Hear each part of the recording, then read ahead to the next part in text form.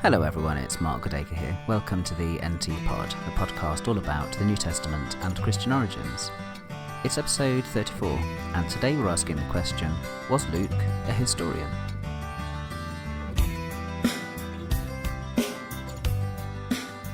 When you open Luke's Gospel, the first thing that you see is something quite unlike anything that you get in any of the other Gospels, and that's a little preface, a little kind of Greek-sounding preface.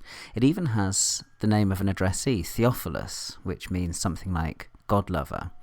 And some people think that's a fictional person because of the kind of the name, God lover, and it could be a way of addressing all lovers of God. Some people think it's a real person, an actual patron perhaps of Luke's Gospel, perhaps the person that funded the publication of the book.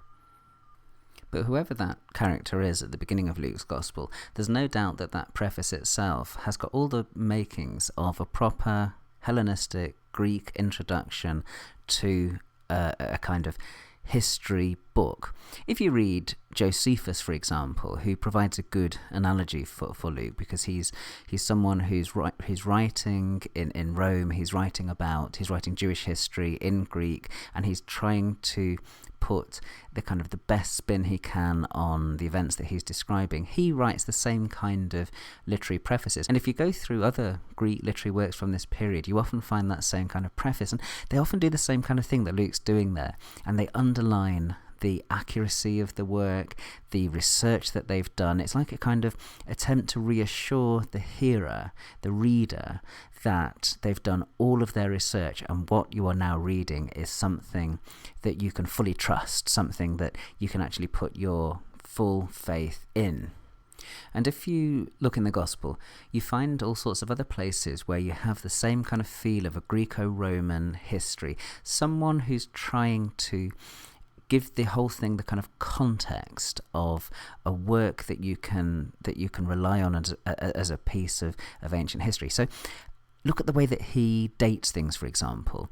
Of all the evangelists, he's the one who tries to pinpoint exactly when Jesus' ministry starts. So beginning of chapter 3, for example, he has this stuff where he says, well, it was John the Baptist preaching began in the 15th year of the Emperor Tiberius, and then he goes on and talks about when Caiaphas was high priest and Pontius Pilate was the prefect, and then he goes through various other names as well. So he's really trying to hone in on exactly when this stuff happened, and it's almost like there's this world stage for what's going on in Luke. It's a kind of a grand stage, a grand context. He doesn't just want to say this was happening in some kind of backwater.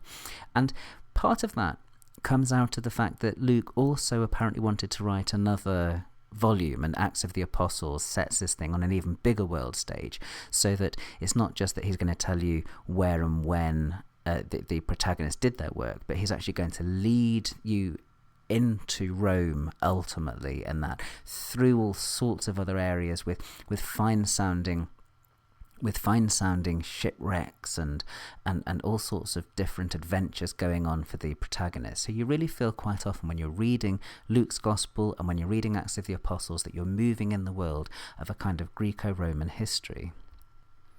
But the curious thing about Luke's Gospel is that in spite of all of these overtures towards a kind of Greco-Roman way of doing things, there are all sorts of moments where the thing you're mainly remembering, that you're mainly hearing echoes of, is the Old Testament, the Hebrew Scriptures. That's the thing that quite often gets evoked. And so Luke's Gospel is a curious book. I mean, think of the birth narrative.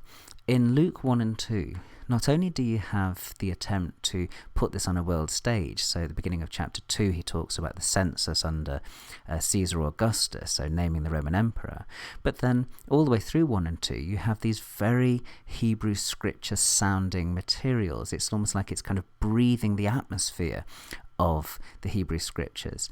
And then at key moments in Luke's Gospel, the writer sounds very much like a kind of biblical writer.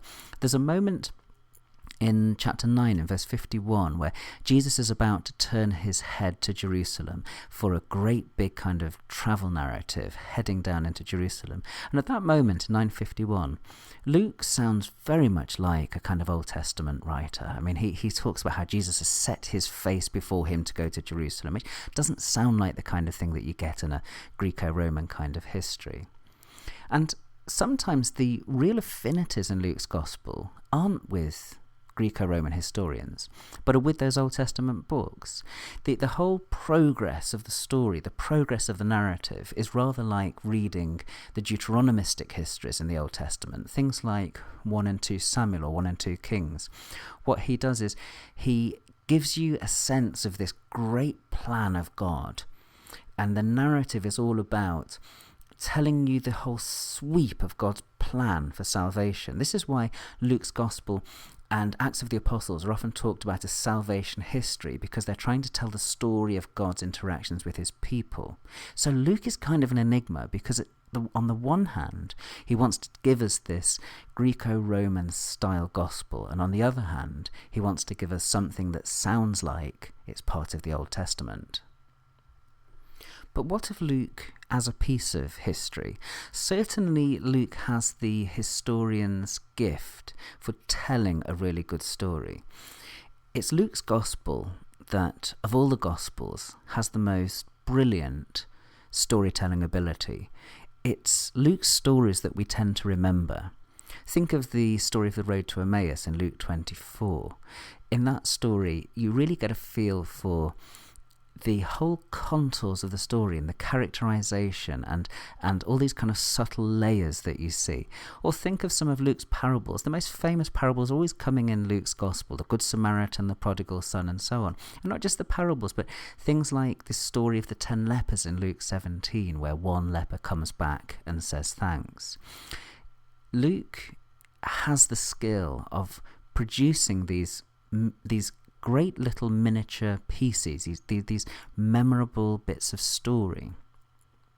But Luke is much more than just a miniaturist, and Luke actually has the skill to create an overall narrative. He tries to get a kind of narrative arc going. I think he's interested in biographical plausibility. I think that Luke was working not just with Mark's Gospel, but also with Matthew's. And I think one of the reasons that he doesn't have Matthew's great big long discourses like the Sermon on the Mount is that he wants to create a feeling of biographical plausibility, of narrative flow. So he kind of breaks up sayings so that you can have a little bit of an incident and then a bit of saying. So he intersperses things so that you get a feeling of narrative movement, of biographical plausibility. All this, of course, raises the question, though, what kind of historian was Luke? And the big question which interests us as kind of post-Enlightenment people is, was he actually telling the truth all the time? Or is he making any of it up? Is he keeping to the kind of standards of a contemporary historian, a modern historian? Well, this is where scholarly opinion is divided. Some see Luke as a highly creative writer, and others see him as something of a conservative writer who is just patching together his own source material.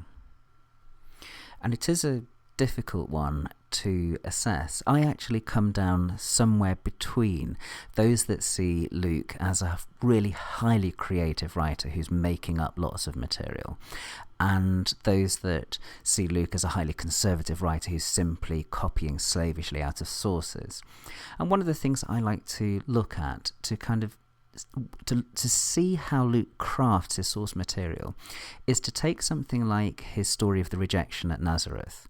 Because in Mark's Gospel, you have the rejection at Nazareth take place in chapter 6. It's a short story, and it ends with Jesus not being able to heal many people because of their unbelief. And in Luke chapter 4, verses 16 to 30, when he has that same story, what Luke does is he crafts it in his own way and creates a completely fresh story out of the bare bones of that Markan story. So he's working with source material, but he's doing something very Lucan with it. And you get the introduction of a quotation from Isaiah, Isaiah 61, and you get material about Elijah and Elisha, and the whole crafting of a really genuinely compelling story, which he puts right there at the beginning of his gospel.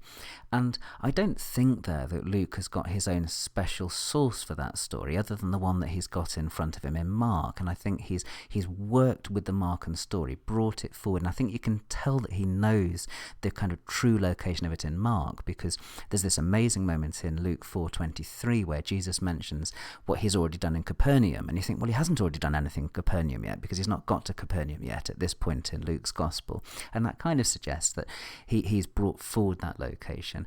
And if you look for help from Acts of the Apostles, you can see the same kind of thing going on in Acts, in that he's willing to move incidents around a little bit, do a few creative things in order to get a kind of plausible story told. Because if you compare Acts with Paul's letters, quite often you'll see, I think, that Luke has taken a few liberties and made a few adjustments in order to try and get the story told in the way that he feels right thematically and narratively.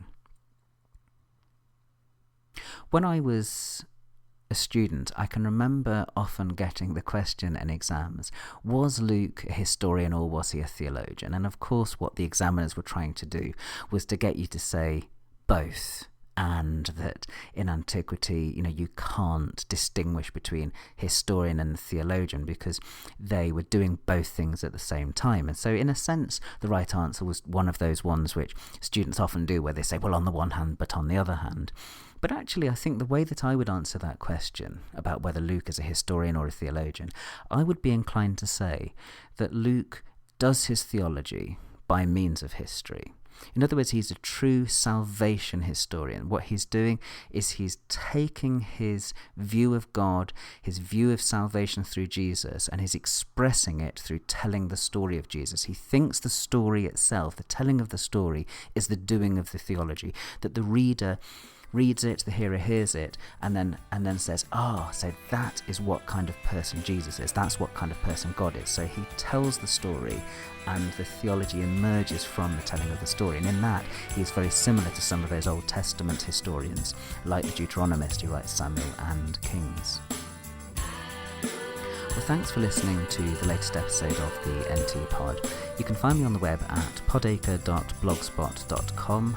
You can find me on iTunes or Duke University's iTunes U. Google for the NT Pod, or of course just follow me on Twitter. I'm at Goodacre. Thanks again for your company, and I'll be along again soon.